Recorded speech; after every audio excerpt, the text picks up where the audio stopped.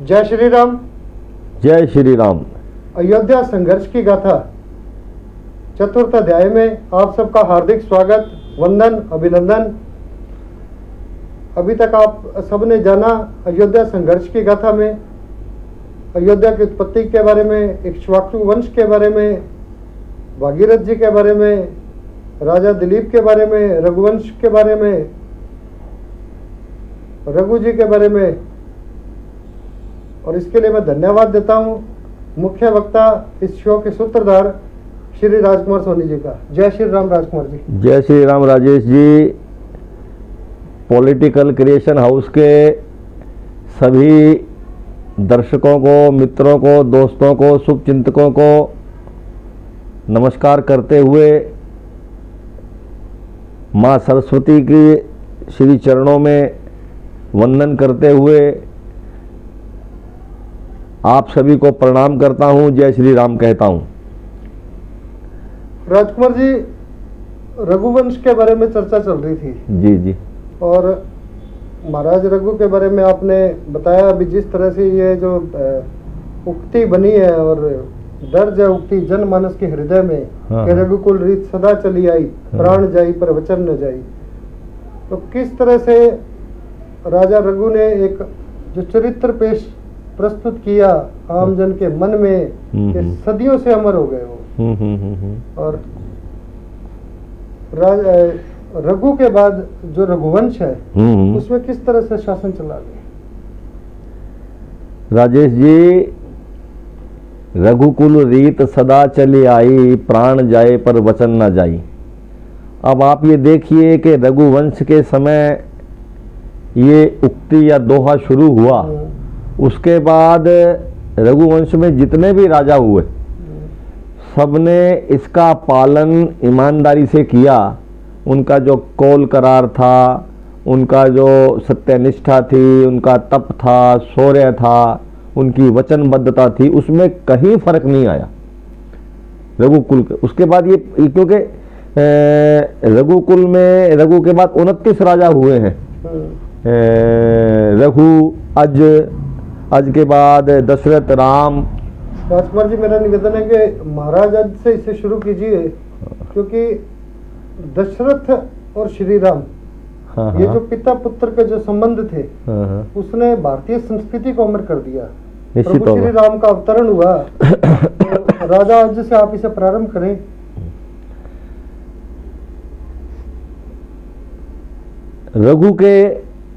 रघु महाराज के पुत्र राजा अज थे और राजा अज भी बड़े पराक्रमी राजा थे। उनके बारे में, उनके शौर्य के बारे में भी शास्त्रों में वर्णन आया है। बड़े पराक्रमी राजा थे, बड़े दानवीर थे और उनके भी शासन काल में जनता बड़ी सुखी थी।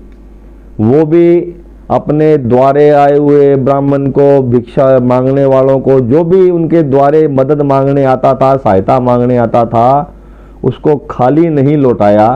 ये परंपरा उन्होंने वैसे ही जारी रखी जैसे राजा दिलीप थे, रघु थे, अज ने भी वैसे के वैसे जारी रखी। और ये जिक्र आया है कि विदर्भ की जो राजकुमारी थी इंदुमती, उनसे उनका विवाह भी हुआ। अब एक प्रसंग मैं आपको जरूर बताना चाहूंगा कि रावण अज को पराजित करने आया। अच्छा। उस समय अज दोपहर की संध्या कर रहे थे और जब आदमी दोपहर की संध्या करता है तो जल हाथ में लेकर आगे डालता है, लेकिन उन्होंने जल हाथ में लेकर, जल विनियोग बोलते हैं उसे, उन्होंने पीछे फेंका। जब पीछे फेंका तो रावण ने कहा भी मैं भी वेद और शास्त्रों का ज्ञाता हूँ, मैंने भी वेद और शास्त्र पढ़े हैं, मैं भी संध्या करता हूँ और जल विनियोग तो आगे छोड़कर जल को किया जाता है, आपने पीछे कैसे किया? तो उन्होंने कहा कि जब मैंने आंख बंद करी तो मुझे ये ध्यान आया कि एक शेर गाय पर झपट रहा है। तो मैंने वो जल अभिमंत्रित करके जो जल विनियोग पीछे किया, वो जल ने धनुष तीर का रूप लेकर और उस शेर को मार दिया। तो रावण कहने लगा ऐसे कैसे हो सकता है, असंभव है, ये तो असंभव है। तो उन्होंने कहा भी आप जाकर देख लीजिए। तो रावण 4 कोस चलकर, यानी कि 1 योजन चलकर गया, तो क्या देखता है कि गायें तो हरी घास चर रही है और वो शेर जो है वो बाण से बिंधा हुआ है और मरा पड़ा है। तो रावण ने सोचा कि जिसका जल तीर बनकर एक, जिस रघु वंश का जल भी तीर बन जाता है, उसको मैं कैसे पराजित करूंगा। और रावण वापस लौट गया। तो राजा जो अज थे वो कहते हैं कि जब जंगल में घूम रहे थे तो उन्होंने क्या देखा कि नदी में एक कमल का फूल तैर रहा है। उनको बड़ा सुंदर लगा राजा अज को। तो उन्होंने कहा भी चलो मैं इसको उतर के बाहर निकाल लेता हूं। तो वो जब उसके पीछे गए तो वो आगे आगे जाता रहा, वो उसको पकड़े तो आगे चला जाए। तो कहते हैं कि आकाशवाणी हुई कि आप इस कमल को नहीं पकड़ सकते, कि आप निसंतान हो, इसलिए आप इसे नहीं पकड़ सकते। जब उन्होंने ये बात सुनी तो उनको बड़ा दुख हुआ। तब कहते हैं कि भगवान शिव ने धर्मराज को कहा कि आप पृथ्वी पर जाइए और इसके राजा अज के निसंतान का जो दुख और कष्ट है उसको दूर करिए। तो धर्मराज अपनी पत्नी सहित सरजू नदी के किनारे आकर उन्होंने एक वहाँ कुटिया झोपड़ी बनाई और उसके अंदर ब्राह्मण का रूप बदलकर रहने लगे। और अगले दिन वो जब आए तो राजा अज के दरबार में आ गए। जब राजा अज के दरबार में आए भिक्षा लेने के लिए, तो राजा आज ने अपने कोषाध्यक्ष को, जो कोषागार का इंचार्ज था, उसे कहा भी ब्राह्मण को कोई दक्षिणा, जो भी उनके सिस्टम था दान दक्षिणा का, इनको दो, दक्षिणा अर्पित कीजिए। हाँ। तो वो ब्राह्मण कहने जब देने लगा, उसका मंत्री ब्राह्मण ने कहा ये तो मैं नहीं लूंगा। राजा जी को कहा कि आप क्यों नहीं लेंगे? कि ये तो सब प्रजा का है, आपने प्रजा से इकट्ठा किया है, तो आप अपने पास जो कुछ है ना, अपनी कोई कमाई का कोई है तो वो मुझे दीजिए। राजा ने कहा मेरा हार है, ये स्वर्ण का हार है, ये मुकुट है, ये मैं दे। उसने कहा ये भी आपका नहीं है, क्योंकि राजा के पास जितना धन होता है सब प्रजा से इकट्ठा किया होता है, राजा कोई मेहनत थोड़े करता है। तो राजा को लगा आज को ये पहले बार हो रहा है कि कोई ब्राह्मण मेरे द्वारे से खाली हाथ जा रहा है। तो राजा को बड़ा, उनका मन बड़ा शांत हुआ। तो कहते हैं कि राजा रात को नगर में निकल गया। जब राजा रात को नगर में निकला तो देखा क्या कि एक लुहार लोहे से औजार बना रहा है, अस्त्र और औजार बना रहा है। तो उसने उनको कहा कि मैं आपके यहाँ मजदूरी करना चाहता हूं। तो लोहार ने कहा कर लीजिए। तो कहते हैं कि राजा ने सारी रात वहां घन चलाया, राजा अज ने, और उस लुहार की मदद करी। और सुबह जब 8-10 घंटे उसने काम किया तो सुबह उसे 1 टका मिला उस काम के बदले में। और वो 1 टका लेकर महाराजा अज उस सरजू नदी के किनारे जो धर्मराज ब्राह्मण, जो धर्मराज था ब्राह्मण के रूप में रह रहा था, उसकी झोपड़ी में गया। जाकर गया तो पूछा भाई ब्राह्मण देवता कहाँ है? तो उनकी पत्नी ने कहा कि वो तो सरजू नदी में स्नान करने गए हैं। तो उन्होंने कहा ये मैं 1 टका लाया हूं, ये उनको दो। जब उन्होंने टका देखा उनकी पत्नी ने, उसकी पत्नी झल्लाकर बोली कि रख दो इसको वहां, गुस्से में बोली। वो वहां छोड़कर राजा आज अपने महल में वापस आ गया। थोड़ी देर बाद जब वो ब्राह्मण स्नान करके अपनी झोपड़ी या कुटिया में आया तो उसने अपनी पत्नी से पूछा भाई कोई आया था क्या? तो उन्होंने कहा हाँ राजा आया था, वो करोड़पति राजा आया था जिनके पास धन धान्य है, और वो एक ये टका दे गया है। तो उसने वो टका यूं फेंक कर मारा तो कहते हैं कि वो टका जमीन पर गिरा और जमीन पे गिरते ही वो धरती के अंदर समा गया। जब धरती के अंदर समाया तो राजा जो वो धर्मराज जो ब्राह्मण के रूप में था, उसने धरती को कहते हैं खोदना शुरू कर दिया।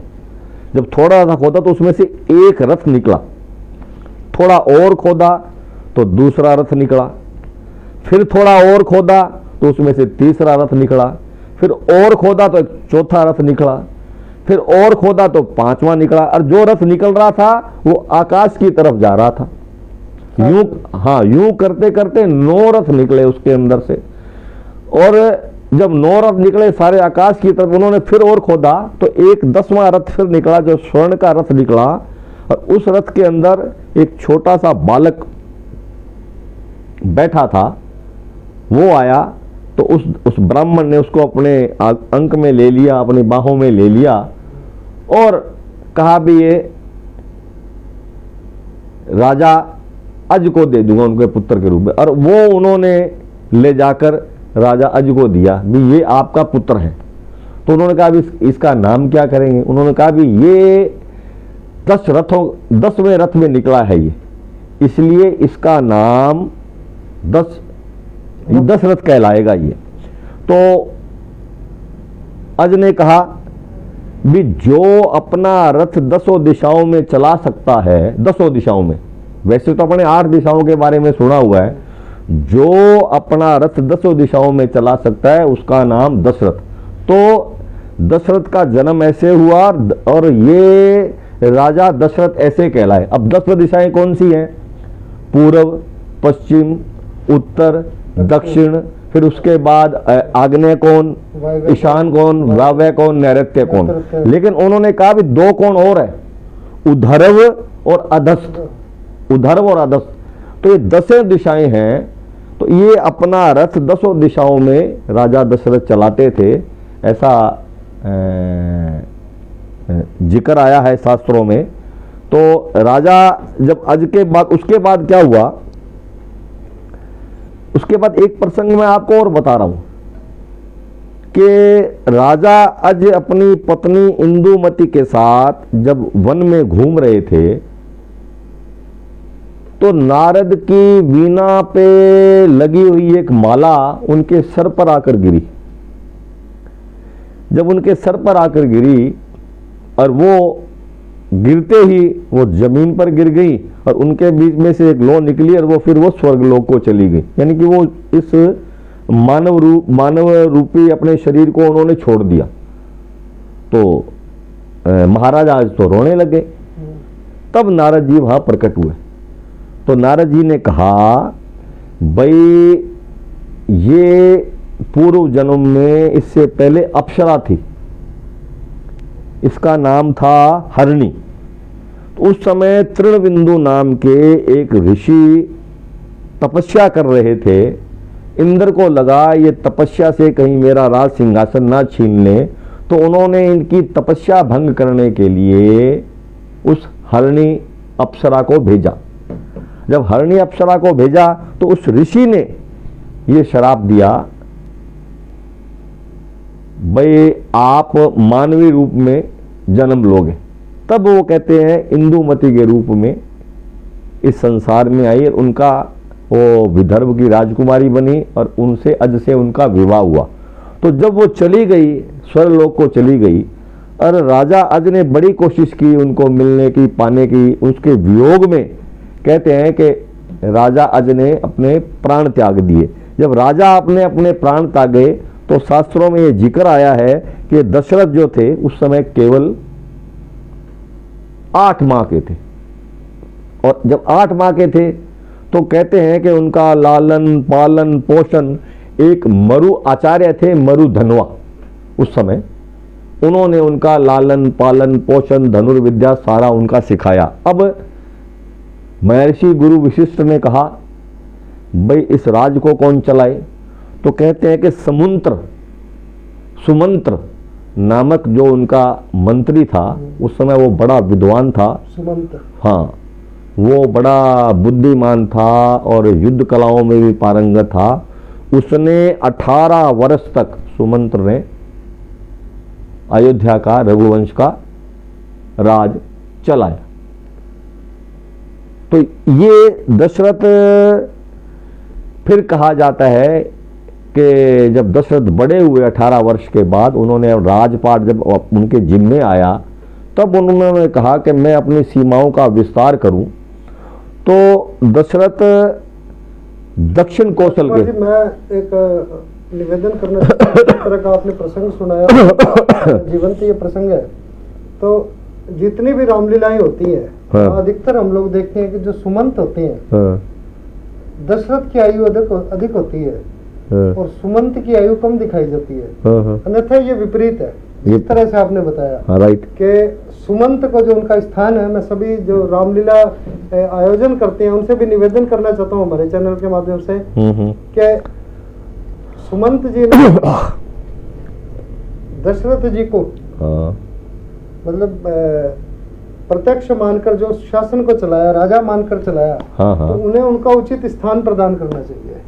नहीं, उसके पीछे राजेश जी कारण ये है कि जो भी सुमंत जी का जो चरित्र है उसे भव्य स्तर पर दिखाना चाहिए और उसे जो उनका सम्मान है, उस सम्मान को आपने जो पुनर्जीवित किया उसके लिए मैं आपका धन्यवाद करता हूँ, क्योंकि मुझे भी ये जानकारी पहली बार प्राप्त हुई है। नहीं, मैं आपको एक बात और बताना चाहता हूँ कि मैंने जो पढ़ा, ये रघुवंशों में भी आया है और महाकवि आदि कवि और भगवान वाल्मीकि रामायण में भी इसका जिक्र आया, रामचरितमानस में। सुमंत जो थे वो राजा दशरथ से बड़े थे। अब रामलीलाओं में क्या करते हैं कि रामलीलाओं में जो भी रामलीलाएं यहाँ अपने आयोजन करते हैं या पूरे देश में करते हैं, उनको जो बताया जाता है, क्योंकि वो बहुत डीपली इस विषय पर गए नहीं। सुमंत उनके लिए एक मंत्री, हाँ, भी मंत्री थे और दशरथ के दरबार में थे। हाँ, लेकिन ये नहीं था भी सुमंत ने उससे पहले जो लालन पालन पोषण भी किया और उस राजकाज को भी संभाला उन्होंने। निश्चित तौर पर। तो फिर दक्षिण कौशल के, क्योंकि अयोध्या को कौशल प्रदेश भी कहा जाता है, क्योंकि आप अगर अपन रामचरितमानस पढ़ते हैं तो उसमें कौशल प्रदेश का जिक्र बहुत आता है। तो उन्होंने अपनी सीमाओं का विस्तार करने के लिए उत्तर कौशल के राजा की पुत्री थी कौशल्या। उन्होंने पहले तो मन बनाया कि उसको जीता जाए, फिर उन्होंने अपने विवाह का प्रस्ताव उत्तर कौशल के राजा के पास भिजवाया और उन्होंने स्वीकार कर लिया, तो कौशल्या से उनका विवाह हो गया। एक प्रसंग मैं आपको और बताना चाहता हूं। कहते हैं कि देवराज इंद्र का संबरासुर से युद्ध हुआ, युद्ध चल रहा था देवताओं का काफी। और हाँ, और उस संबरासुर युद्ध में उनकी पार नहीं पड़ रही थी, तो उन्होंने देवराज इंद्र ने दशरथ को याद किया कि इस युद्ध में आप मेरी सहायता कीजिए। तो उस युद्ध की सारथी बनी थी केकई। केकई उनके साथ गई। अब जब युद्ध चल रहा था तो युद्ध में विरोधी दल के किसी तीर से या किसी अस्त्र से दशरथ घायल हो गए और उनकी स्थिति मरणासन हो गई। तो केकई ने बड़ी सावधानी से, बड़ी चतुराई से अपने रथ को दशरथ के सहित उस युद्ध मैदान से बाहर ले गई। फिर उनकी सेवा से, जो भी उस समय चिकित्सा पद्धति थी, दशरथ के प्राण बचाए। तो दशरथ के प्राण बचाने पर दशरथ बड़े प्रसन्न हुए। दशरथ ने कहा कि मेरे से आप 2 वर मांगो। तो कोई कहने लगी, महाराज मैं अभी कोई वर नहीं मांगूंगी। तो उन्होंने कहा फिर मैं उधार रख लेती हूँ, कहीं ने कहा। तो इसका प्रसंग भी मैं आपको आगे जाके बताऊंगा, लेकिन ये भी पता है, ये भी है नहीं, इससे ये जो पूरा प्रसंग है उसमें ये बात है कि दुख में और सुख में, अत्यधिक खुशी में और अत्यधिक दुख में कभी भी कोई वचन नहीं करना चाहिए। नहीं करना चाहिए, निश्चित तौर पर। अत्यधिक सुख में भी नहीं करना चाहिए, हम बहुत प्रसन्न है तो उसमें भी कोई वचन नहीं करना चाहिए, और अत्यधिक दुख में भी कोई वचन नहीं करना चाहिए। राइट, क्योंकि दोनों ही बातें विपरीत हो जाती हैं आगे। बिल्कुल बिल्कुल बिल्कुल। तो महाराज दशरथ ने अति प्रसन्नता में ये 2 वर, और या ये होना चाहिए कि जी जो वर देना है, जो देना है वो तुरंत दे देना चाहिए, तुरंत दे देना, उसको उधारी में नहीं रखना चाहिए। नहीं रखना चाहिए। नहीं, आप भी कोई कई का कह रहे थे कि मैंने पार्ट किया एक दिन, मेरे को आप बता रहे थे। आपको आगे चर्चा करेंगे उसकी, अभी आप उस तरफ लेके। अच्छा, फिर क्या हुआ कि जो ये रानी केकई थी ना, ये केकई प्रदेश से थी और उनके जो पिता थे राजा अश्वपति थे। अश्वपति, अश्व माने घोड़ा उस समय, और उनकी जो माता थी उनका नाम था शुभ लक्षणा। शुभ लक्षणा, हाँ, शुभ लक्षणा। और आप देखिए कि ये जो राजा जो अशुपति थे, इनको कहा जाता है कि पशु पक्षियों की, परिंदों की बातचीत सुनाई समझ आती थी, उनकी भाषा समझते थे, पक्षियों की भाषा। हाँ, ये जो तो कह रहे हैं कि उनके जब वन में जो वो तालाब बना हुआ था, उसके अंदर 2 हंसों का जोड़ा था, वो आपस में बात कर रहा था। ये जो शुभ लक्षण है ना, ये ना तो राजा से प्रेम करती है, इसको राजा से कोई लेना देना नहीं है, और ना इसे इस राज्य से कोई मतलब है। तो राजा को जब उसकी बात समझ आई उन पक्षियों की, तो वो हंसने लग गए। तब कहती है शुभ लक्षणा, कहती है कि महाराज आप हंसे क्यों? तो उन्होंने अपना कारण नहीं बताया, लेकिन उन्होंने धीरे धीरे उनको महल से बाहर कर दिया, शुभ लक्षणा को। तो फिर उनका पालन पोषण मंथरा ने किया, जो बाद में अपन आगे प्रसंग चलेगा, कुछ इसमें पार्ट आएगा, तो बाद में उसका पालन पोषण मंथरा ने किया। और जब केकई दशरथ के साथ अयोध्या गई तो मंथरा भी साथ चली गई, ऐसा जिक्र आया है। एक प्रसंग मुझे और बीच में ध्यान आ रहा है, नहीं, इससे भी एक बड़ी शिक्षा मिलती है। हाँ। बेटी के विवाह के पश्चात मंथरा ने माता तुल्य पाला उनको, तो बेटी के विवाह के पश्चात माता पिता को थोड़ा सा निश्चित हो जाना चाहिए। बिल्कुल क्योंकि ये तो उसी समय से दृष्टिगत हो गया कि मंथरा का जो उसमें मंथरा जिस तरह से सोचती थी, अत्यधिक सोचती थी, उसी के कुछ परिणाम सामने। खैर वो तो जैसे प्रभु श्री राम की इच्छा वैसा हुआ, विधि का विधान था ये। अब ये राम लक्ष्मण और भरत छोटे छोटे गेंद और उससे लकड़ी से खेला करते थे, तो कहते हैं मंथरा ने गेंद को दूर फेंक दिया था, तो राम ने छड़ी से इनके घुटनों पर मारा भी था, ऐसा भी जिक्र आया है। तो वो राम से के कई भी रखती थी थोड़ी बदले की भावना, और ये मंथरा भी रखती थी। इसका आगे चलकर अपन इस प्रसंग में बताएंगे। तो मैं कहना ये चाह रहा था कि बीच में इसी रघुकुल में एक राजा अम्बरीश हुए हैं। अम्बरीश, उनके घर भी कहते हैं कि लक्ष्मी जी का जन्म हुआ था घर में, जिनका नाम श्रीमती रखा गया था। और उनसे मिलने के लिए नारद जी और एक पर्वत ऋषि थे, वो मिलने आए थे। जब मिलने आए तो राजा अम्बरीश ने कहा कि आप इनसे अपनी पुत्री उसका नाम श्रीमती था, आप इनसे आशीर्वाद लो। पर वो इतनी रूपवान थी भी, नारद और पर्वत ऋषि उसको लेकर झगड़ने लगे कि विवाह करेंगे। वहीं उनका आपस में झगड़ा हुआ। तब कहते हैं कि उसने, श्रीमती ने अपने पिता से कहा कि आप मेरा स्वयंवर रच दो। तो ये जो नारद ऋषि भगवान विष्णु के पास गए कि आप मुझे ऐसा रूप दो, मैं स्वयंवर में जा रहा हूं श्रीमती के, ताकि वो मेरे गले में वरमाला डाल दे। और कहते हैं पर्वत ऋषि भी चले गए विष्णु के पास। तो विष्णु जी ने पर्वत ऋषि की मान ली, और कहते हैं कि नारद जी को बंदर का रूप दे दिया।